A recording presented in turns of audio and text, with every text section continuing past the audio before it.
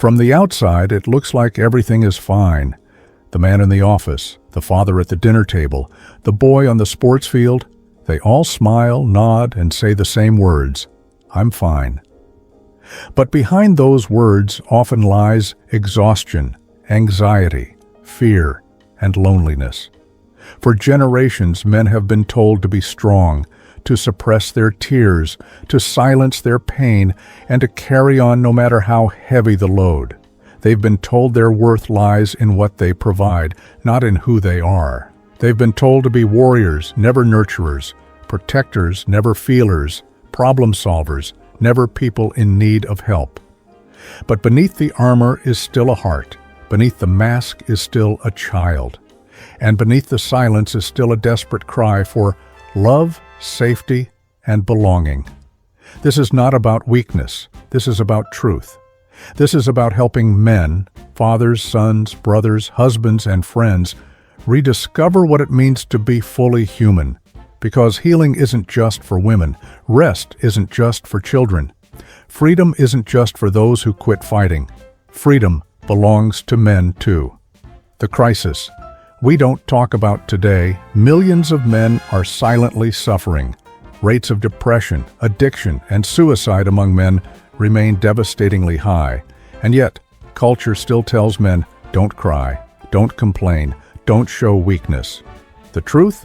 Suppression doesn't erase pain, it only buries it.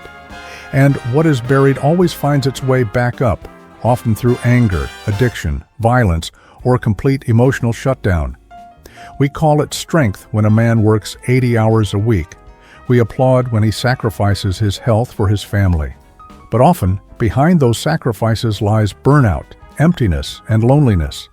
The crisis is not visible in public. It shows up behind closed doors, in sleepless nights, broken marriages, and strained father-son relationships. More than a provider. Too often, men are reduced to one role, provider. Their value is measured by income, productivity, and visible success. But the truth is, every man longs for more than that. Yes, financial provision is important, but love, presence, guidance, and emotional safety are what truly sustain families. Children don't remember how much money their fathers made. They remember whether their fathers looked them in the eye, listened to their fears, and held them when they cried. When men are taught that their worth comes only from what they do, not who they are, they become trapped in performance. They stop asking, "Who am I?" and only ask, "What can I produce?" Sleep is not rest. Men work themselves into the ground, thinking a good night's sleep will fix everything. But sleep alone cannot restore the soul. True rest is more than closing your eyes. True rest is releasing shame, letting go of fear, and laying down the constant need to prove yourself. True rest means reaching a state where your heart is unburdened, where the inner war is quiet, where you feel safe enough to just be. Without rest, men are like phones that are charged at 5% every night. They function, but barely. Over time, they burn out. Anger is a mask. When men feel powerless to express sadness or fear, anger often becomes the only outlet. Anger feels safer, more masculine, more acceptable. But beneath almost every outburst is something softer: grief, disappointment, or a cry for love. If you strip away the anger, you'll find a memory, a moment of rejection, a deep wound, or an unmet need. And until that deeper wound is acknowledged, the anger will keep returning. Teaching boys and men to identify what lies beneath their anger is one of the most powerful steps toward healing. The warrior and the nurturer. Every man has two sides, the warrior and the nurturer. Society usually celebrates the warrior, strong, aggressive, competitive, but the nurturer is just as important, gentle, empathetic, tender. The healthiest men are not one or the other, they are both.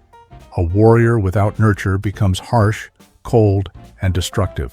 A nurturer without strength becomes passive and powerless. But when the two are balanced, men become what they were always meant to be: protectors of life, givers of love, leaders with compassion, mentorship, and discipline. One of the most transformative tools for men is mentorship.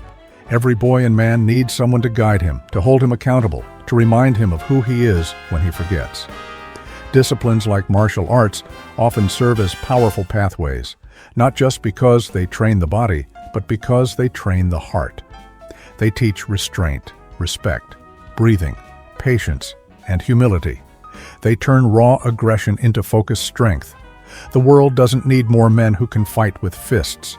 It needs more men who can fight for peace, for their families, and for their own healing. The power of presence. Presence is one of the greatest gifts a man can offer. Not just physical presence, but emotional availability. A man can work endless hours to provide his children with the best toys and schools, but if he never looks them in the eyes, never listens to their hearts, they grow up feeling unseen. Presence means more than being in the same room. It means being attentive, vulnerable, and willing to connect. Simple practices, sitting face to face, holding hands, making eye contact in silence, can break years of emotional distance. Many fathers who try this cry before their children do. In that moment, healing begins. Fighting the right battle. Too many men are fighting the wrong wars. They fight for status, money, and recognition, while ignoring the inner war that's destroying them. The true fight is not against competitors. It's against shame, fear, and generational wounds. Winning that fight doesn't make you weak. It makes you free. A simple ritual can help. At the end of each day, sit quietly and reflect. Release the heaviness, forgive what can be forgiven, let go of what doesn't belong to you, then rest. Do this daily, and the war inside begins to lose its power. The child within every man carries a little boy inside. The boy who once wanted to be seen, protected, and loved. Many times, when a man explodes in anger or shuts down emotionally, it's that little boy reacting to an old wound. Healing begins when men learn to love that boy. A simple practice: keep a childhood photo nearby. When conflict arises, look at it. Remember, you are not just reacting as an adult, you are carrying your inner child with you. This softens the heart and makes room for compassion. Redefining masculinity. Masculinity is not about shutting down emotions. It's not about being cold, distant, or invulnerable. True masculinity is expansive. It includes both strength and softness, courage and compassion, action and stillness. When men embrace this fuller version of masculinity, they stop performing for the world and start living for what really matters: love, purpose, and peace. The beginning of freedom. For too long, men have been told to suffer in silence.